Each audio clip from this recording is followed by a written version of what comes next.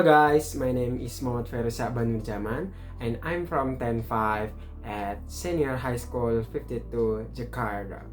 At this time, back again with me in the review and retell. First, the part of review.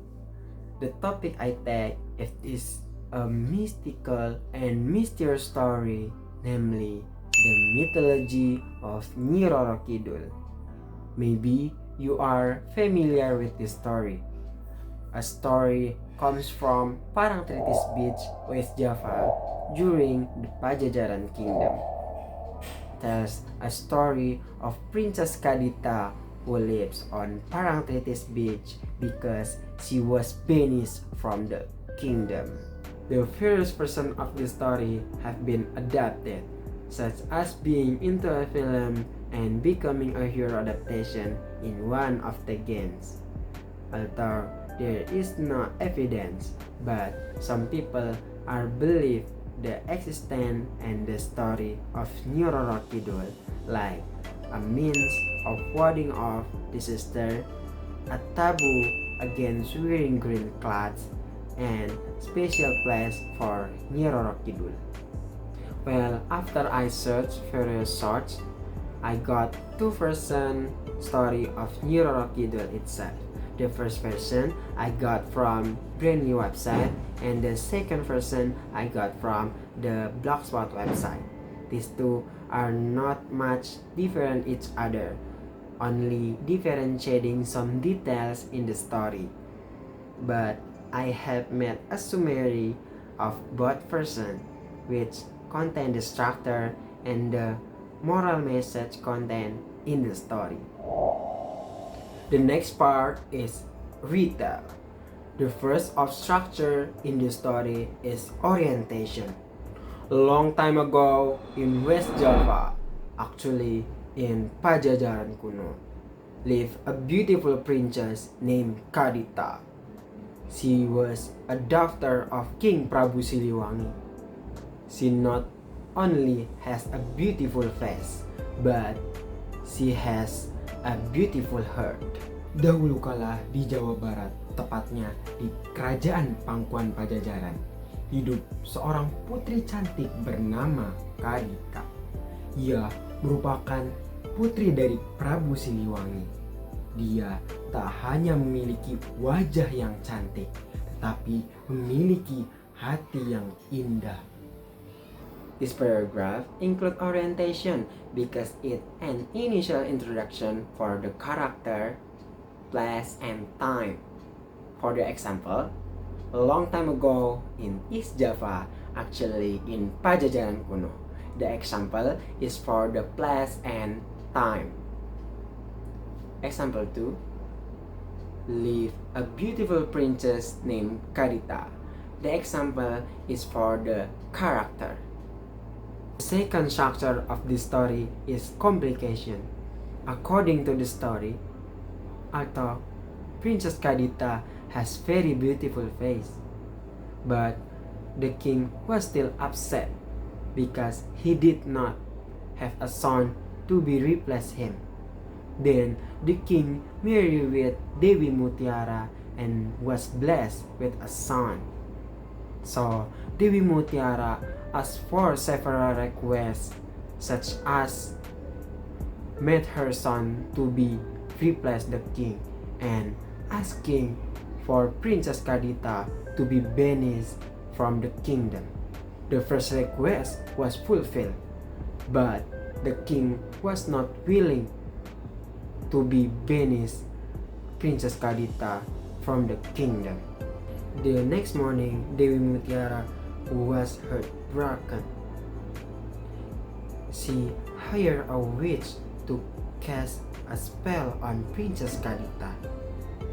When Princess Kadita sleeping tightly, the magic was under her body. And when she woke up, how shocked! Her body was full of scab and smelled death. The news was heard by everyone in the kingdom. The sad king knew that was a magic, but he couldn't prove it. With all the shame that befell him, the king decided to banish Princess Kadita from the kingdom. Menurut cerita, walaupun Putri Kadita memiliki paras yang sangat cantik, sang raja tetap gundah karena dia tidak memiliki seorang putra pun untuk menjadi. Menurut cerita, walaupun Putri Kadita memiliki paras yang sangat cantik, sang raja tetap gundah karena dia tidak memiliki seorang putra pun untuk menggantikannya. Oleh karena itu, sang raja menikah dengan Dewi Mutiara dan dikaruniai seorang putra. Dengan begitu, Dewi Mutiara meminta beberapa permintaan, seperti menjadikan putranya sebagai seorang raja selanjutnya dan meminta Putri Kadita untuk diusir dari kerajaan. Permintaan pertama dipenuhi, namun sang raja enggan untuk mengusir Putri Kadita dari kerajaan. Keesokan paginya, Dewi Mutiara yang kesal meminta penyihir untuk menyihir Putri Kadita. Saat Putri Kadita tertidur lelap, sihir itu masuk ke tubuhnya. Dan ketika bangun, alangkah terkejutnya Putri Kadita menemui tubuhnya dilumuri luka-luka dan berbau tidak sedap.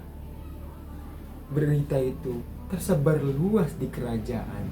Raja yang sedih mengetahui bahwa ini adalah sihir, tetapi dia tidak bisa membuktikannya.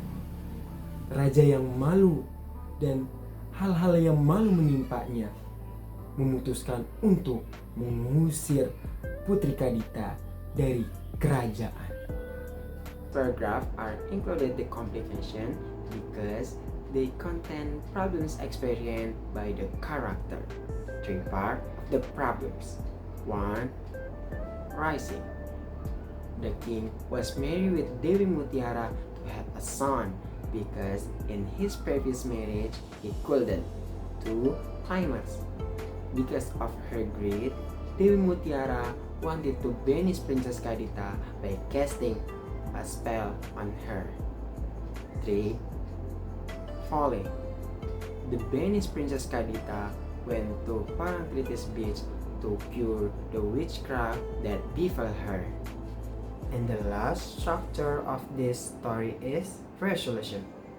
Day and night, Princess Kadita was accompanied by her sadness, but she was not hurt by what happened to her. When 7th day, Princess Kadita was arrived at Parangtritis beach. She took shelter and looked for food that she could eat. But when she touched the seawater with the fantastic food, the magic was cured and she was returned to being beautiful Princess Kadita. Siang dan malam, Putri Kadita diiringi dengan kesedihannya. Namun, dia tidak sakit hati dengan apa yang menimpanya. Pada hari ketujuh, Putri Kadita tiba di pantai Parangtritis. Dia berlindung dan mencari makanan yang bisa dia makan. Namun, ketika dia menyentuh air laut, dengan ajaibnya, luka-luka yang melumuri tubuhnya dan sihir-sihir yang menimpanya sembuh dan dia menjadi Putri Kadita yang cantik kembali.